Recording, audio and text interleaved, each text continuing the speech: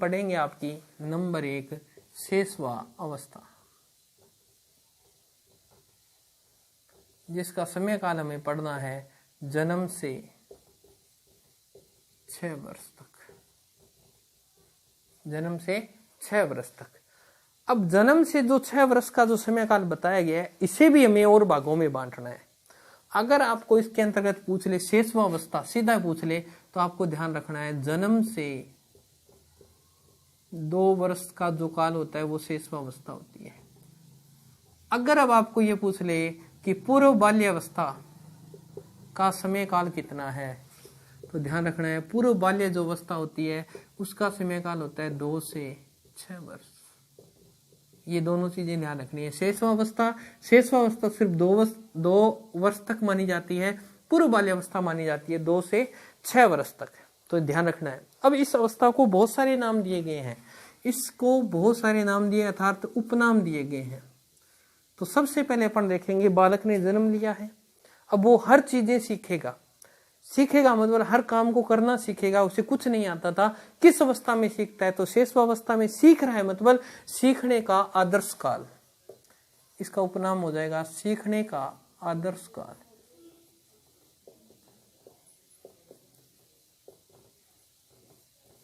यहाँ वो बैठना सीखता है, बोलना सीखता है, चलना सीखता है, खाना सीखता है, रेंगना सीखता है, चीखना सीखता है, गाना सीखता है, सब प्रकार की चीजें यही सीखता है। ठीक है, इसीलिए इसे बोलते हैं सीखने का आदर्श काल। नंबर 2, जब सारी चीजें सीख रहा है, इसी अवस्था में सीख रहा है, आगे वाली अवस्था में क्या सीखेगा, कुछ नहीं सीखेगा, सारी महत्वपूर्ण चीजें यही सीख रहा है, इसीलिए इसे बोलते हैं जीवन का सबसे महत्वपूर्ण काल। इसे बोलते हैं जीवन का सबसे महत्वपूर्ण काल।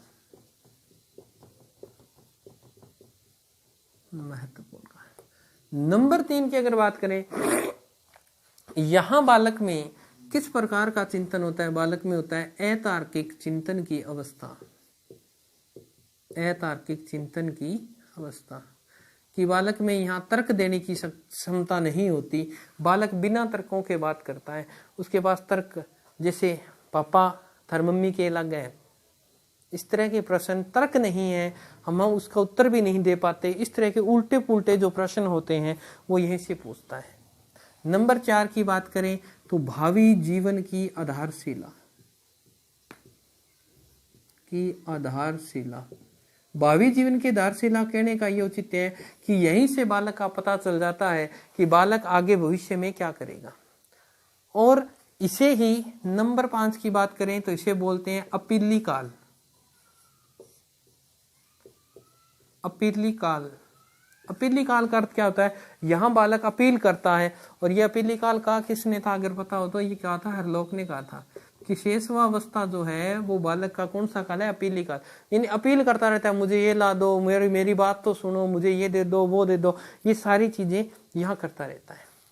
नंबर 6 की बात है, यहाँ बालक के अंदर जो संवेग होते हैं वो क्षणिक संवेग होते हैं।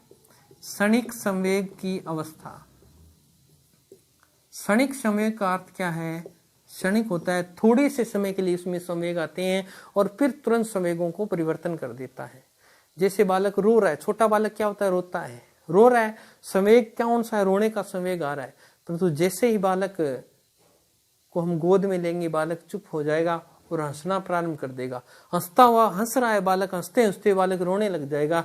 तो यानी 1 मिनट में संवेग क्या हो जाते हैं, परिवर्तन हो जाते हैं। बालक ने अभी आपने खाना खिलाया, कुछ समय के बाद फिर बालक खाना यानी उसमें भूख का जो संवेग है फिर वापस में मूल प्रवृत्ति की तरफ चला जाएगा। इसीलिए इस बात का ध्यान रखना है। नंबर 6 की बात करें या 7 की बात करें तो यही बालक की क्या होती है, मूल प्रवृत्तियां या मूल प्रवृत्ति का काल। कि बालक में जो मूल प्रवृत्तियां हैं, भूख लगना, डर लगना, भय, प्यार, क्रोध, घृणा, नफरत, आनंद, जो भी है वो सभी इस अवस्था के दौरान ही बालक के संवेगों में सम्मिलित हो जाती है, इसीलिए इसे बोलते हैं मूल प्रवृत्ति का काल। आगे बात करें 8 में तो यहाँ बालक में कौन सी प्रवृत्ति होती है ज्यादा, जिज्ञासा प्रवृत्ति।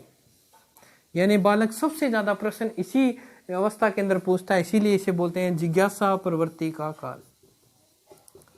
ठीक है, यहाँ बालक ये पूछता है ये क्या है,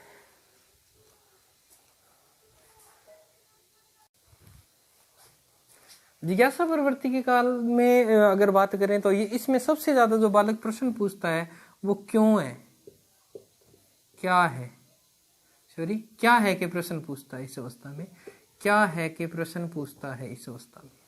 तो ध्यान रखना जिज्ञासा प्रवृत्ति का काल है, बालक यहाँ सबसे ज्यादा जो प्रश्न पूछेगा ये क्या है, वो क्या है, इन चीजों किया होसी के होसी, ये प्रश्न आगे वाली अवस्था में, तो यहाँ सबसे ज्यादा ज्ञान ग्रहण करने की क्षमता यही है, इसीलिए इसे जिज्ञासा प्रवृत्ति का काल कहते हैं कि बालक में जिज्ञासा रहती है कि मैं क्या करूं। इस अवस्था के अंदर जो सबसे ज्यादा प्रश्न पूछा जाता है वो पूछा जाता है खिलौनों की आयु, खिलौनों की आयु, इसी अवस्था को बोला जाता है। और इसकी कौन सी अवस्था को बोला जाता है, इस अवस्था को बोला जाता है, ध्यान रखना है। पूर्व बाल्यावस्था जो होती है वो खिलौनों की आयु कहलाती है, तो खिलौनों की आयु इसी अवस्था को बोला जाता है। इस अवस्था के अंदर बात करें, यहाँ बालक में धीरे धीरे 10 नंबर हो गया क्या, यहाँ बालक में धीरे धीरे निर्भरता आनी शुरू हो जाती है, तो इसीलिए इसे बोलते हैं निर्भरता का काल।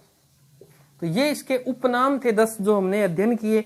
इन उपनामों में अगर बात करें और उपनाम, तो यहाँ देखिए बालक आगे इनकी विशेषताओं में करते हैं। ये 10 नाम हैं इसके उपनाम, अब इनकी विशेषताएं क्या हैं किस शेषावस्था की वो देखते हैं।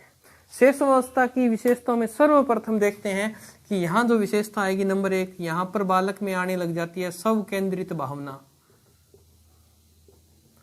सब केंद्रित भावना। यहाँ बालक खुद पर ज्यादा ध्यान देना शुरू कर देता है, वो ये चाहता है कि सारे लोग मेरे से प्यार करें, सब मुझे गोद में उठाएं, सब चीजें मेरी हों। 2 बहन भाई हैं, एक छोटा बालक है एक बड़ा है, अगर बाई चांस माँ बड़े वाले बालक को गोद उठाती है, छोटे वाला रोने प्रारंभ कर देता है। वो चाहता है कि आत्म प्रेम की जो सबसे ज्यादा भावना है या आत्म प्रेम है वो मुझे मिले, तो नंबर 2 इसकी विशेषता हो जाएगी आत्म प्रेम की भावना। बालक अपनी तरफ अट्रैक्ट करने का प्रयास करता है। नंबर 2 की बात करें तो आत्म प्रेम की भावना। 3 नंबर की बात करें कि इस अवस्था में बालक जो होता है स्वयं स्व केंद्रित का मतलब अगर कहना चाहूं तो यहाँ आप इसे कह सकते हो अंतर्मुखी, कह सकते हो आप इसे, कि बालक जो होता है इस अवस्था में बालक अंतर्मुखी होता है। तो ये मूल प्रवृत्तियों पर आधारित व्यवहार करता है। यहाँ पे आपको बता दिया मैंने आपको। ये यहाँ पर नंबर 3 की बात करें, ये दूसरों पर क्या रहता है, निर्भर रहता है। तो दूसरों पर निर्भरता, दूसरों पर क्या रहता है, निर्भरता। इस शेष अवस्था की ये क्या लिखवा रहा हूँ, विशेषताएं लिखवा रहा हूँ आपको मैं। शेष अवस्था की विशेषताएं, दूसरों पर निर्भर रहता है। नंबर 3 की बात करें, यहाँ बालक का शारीरिक मानसिक विकास प्रारंभ हो जाता है। यहाँ बालक का कौन सा शारीरिक मानसिक व संवेगात्मक विकास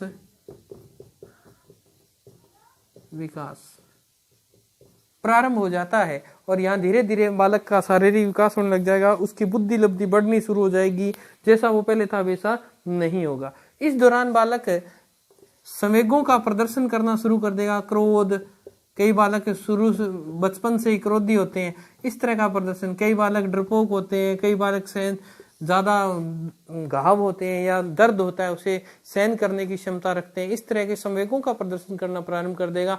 कई बालक बड़े सरल स्वभाव के होते हैं, कई बालक उत्पाती होते हैं, तो इस तरह के बालक यहाँ संवेगों का प्रदर्शन करना भी प्रारंभ कर देगा।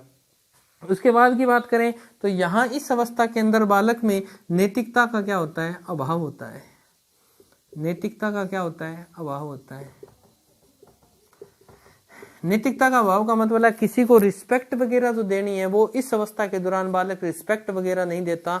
अपने से बड़ों को तू बोलकर या तू यहाँ क्या में करा या आपकी दाढ़ी वगैरह कुछ भी आपको गालियां वगैरह निकाल सकता है। इस दौरान बालक में गंदी गालियां जो होती हैं वो धीरे धीरे विकास होना प्रारंभ हो जाता है। नंबर 7 की बात करें, इस दौरान बालक के अंदर संवेदनाओं से अधिगम ज्यादा सीखेगा। इस अवस्था के दौरान बालक संवेदनाओं से अधिगम ज्यादा सीखेगा। तो यानी संवेदनाओं से अधिगम, संवेदनाओं से अधिगम कैसे, जैसे अगर बात करें बालक को या तो बालक प्रेम से सीखेगा या बालक फिर क्रोध से सीखेगा। यानी ये संवेग ही तो है, ये आपके संवेगों से ये अधिगम करना प्रारंभ कर देगा। और इस अवस्था के दौरान बालक कल्पना जगत में क्या करता है, आपका विचरण करता है, वो कल्पना जगत में ज्यादा विश्वास करता है, कल्पना जगत में विचरण।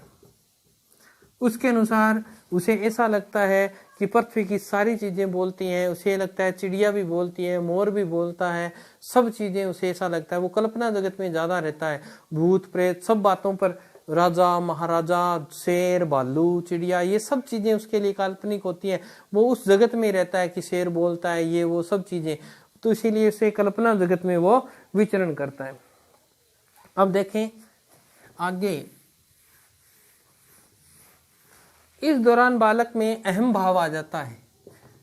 नेक्स्ट टॉपिक है इसी में, बालक में कौन सा भाव होता है, अहम भाव, जिसका समय काल क्या होगा 2 से 6 वर्ष। इस दौरान बालक में अहम यानी ईगो आनी शुरू हो जाती है कि मैं ऐसा हूं, मैं वैसा हूं। इस दौरान बालक में काम प्रवृत्ति भी प्रबल होती है, जैसे अंगूठा चूसना, स्तनपान करना, इस तरह की जो चीजें हैं इस अवस्था के दौरान होती है। इसका भी समय काल देखो, मैं 2 से 6 वर्ष वाला ही करवा रहा हूं। अब 2 से 6 वर्ष के दौरान बालक में काम प्रवृत्ति प्रबल होती है। नंबर इसी के आगे जो भी है आप आगे लिखते जाना। इसके अंदर बालक नकारात्मक व्यवहार प्रारंभ कर देता है। नकारात्मक व्यवहार का मतलब है आप उसे कहोगे ऐसा कर ले, वो ऐसा नहीं करेगा। इसका समय काल भी क्या है 2 से 6 वर्ष।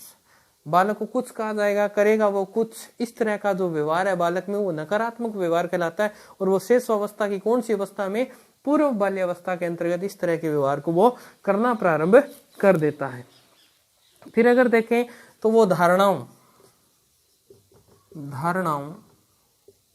वह प्रत्यक्ष, यानी धारणा यानी किसी व्यक्ति ने कुछ चीज बता दी उसे और कोई चीज उसे दिख गई, सामने दिख रही है, तो इस चीज का वहां ज्ञान का विकास होता है उसे किस अवस्था के दौरान, 2 से 6 वर्ष की आयु के दौरान। तो देखो धारणाएं आपको बता दी कि ऐसा करना है, मंदिर में जाते समय बेटा ऐसे ऐसे जाके पैरों के हाथ लगाना है, ये बड़ों को आशीर्वाद इस तरह लेना है, इस तरह की धारणा। प्रत्यक्ष ज्ञान उनको सामने देखेगा, वो वैसा ही करेगा। इस तरह की विकास कौन सी अवस्था में होगा, शेषवावस्था के दौरान इस तरह का जो विकास होता है। अगर उसके बाद की बात करें तो इस दौरान बालक में रटने की प्रवृत्ति सर्वाधिक होती है। रटने की प्रवृत्ति क्या होगी, सर्वाधिक होगी। या उसकी स्मृति की बात करें तो स्मृति कैसी होती है, रटंत पत्ती पर आधारित होती है। उसकी कोई भी चीज है उसे रट्टा मार के याद करेगा वो, ये रटने की प्रवृत्ति है उसकी। इस दौरान कौन सी अवस्था में, 2 से 6 वर्ष की अवस्था के दौरान वो रट्टा लगाता है, यानी उसकी जो स्मृति है वो रटन पत्ती पर आधारित है। फिर अगर बात करें कि यहाँ बालक लिंग पहचान प्रारंभ कर देता है, किस अवस्था में, 3 वर्ष के बालक लिंग पहचानना शुरू कर देता है। लड़का लड़की, ये लड़का है ये लड़की है, इस तरह की जो चीजें हैं वो 3 वर्ष की आयु का बालक इस तरह चीजों का निर्धारण करना प्रारंभ कर देता है। फिर अगर बात करें सही गलत में विभेद करना, सही गलत में विभेद करना, ये भी बालक कब प्रारंभ कर देता है, 2 से 6 वर्ष की आयु के मध्य इस तरह की बातें करना प्रारंभ कर देता है कि ये चीज सही है, आ चीज गलत है, मैं आ कौन लूं, इस तरह की बातें प्रारंभ करा हुआ। अगर उसके बाद की बात करें तो यहाँ आता है मल मूत्र विसर्जन। मल मूत्र विसर्जन पर नियंत्रण करना सीख लेता है। कौन सी अवस्था में, मल मूत्र विसर्जन पर नियंत्रण करना सीख लेता है। नियंत्रण करना कब, कौन सी अवस्था में, 2 से 6 वर्ष की अवस्था में। पहले आप देखा होगा छोटा बालक होता है वो थोड़ी सी देर में पेशाब कर देता है, फिर उसका जो अपन पहले तो पोतड़िया बोलता अधिकांश है, ठीक है, आजकल नेपकिन वगैरह दिखा हुआ है, वह बार बार चेंज करना पड़ा है, थोड़ी सी देरों में उसे फ्रेश हो जाता है, ठीक है। तो ये मलमूत्र त्याग देता है, उससे कंट्रोल नहीं होता। परंतु इस अवस्था में 2 से 6 वर्ष की अवस्था में बालक मल मूत्र विसर्जन पर अपना नियंत्रण करना प्रारंभ कर देता है, ठीक है। फिर उसके बाद की बात करें कि इस अवस्था के दौरान और क्या बातें रहेगी। इस अवस्था के दौरान बालक की मुख्य बातों की देखें तो यहाँ बालक में रटन पत्ती को छोड़ देगा। इसका जो लास्ट समय आएगा, जो 6ठे वर्ष की बात करें तो यहाँ स्थायी स्मृति का क्या रहता है, अभाव रहता है, याद नहीं रहता, उसे वो भूल जाता है। 6 वर्ष की अवस्था तक बालक में भूलने की प्रवृत्ति रहती है। फिर अगर बात करें वो यहाँ बालक अकेला खेलना प्रारंभ तो करता ही करता है, परंतु लास्ट के 6 साल तक बालक साथ खेलने की प्रवृत्ति भी रखता है। तो साथ खेलने की प्रवृत्ति, इस अवस्था के दौरान बालक साथ खेलना भी प्रारंभ कर देता है। यहाँ बालक में सामाजिक भावना का अभाव होता है, सामाजिक भावना का अभाव होता है, सामाजिक भावना का अभाव। यानी सामाजिक भावना का मतलब क्या है कि वो किसी के घर भी जा सकता है, किसी को कुछ भी कह सकता है। बालक में इतनी सोच समझ नहीं होती कि इसके घर में हमें नहीं जाना है, बालक वहां भी चला जाता है जहां नहीं जाने के लिए बालक को मना किया गया, किस जगह नहीं जाना है, ये नहीं करना है, वो नहीं करना है। बालक नहीं समझता क्योंकि उसमें सामाजिक भावना का क्या होता है, अभाव होता है। अब अगर बात करें मुख्य बातों की, कि जो पीछे जो प्रश्न शेषवावस्था की मुख्य बातें तो यही थी। उसके बाद में अगर बहुत बड़ी सारणी है जिसका विश्लेषण यहाँ बोर्ड पे संभव नहीं है, वो क्लास में ही करा पाएंगे।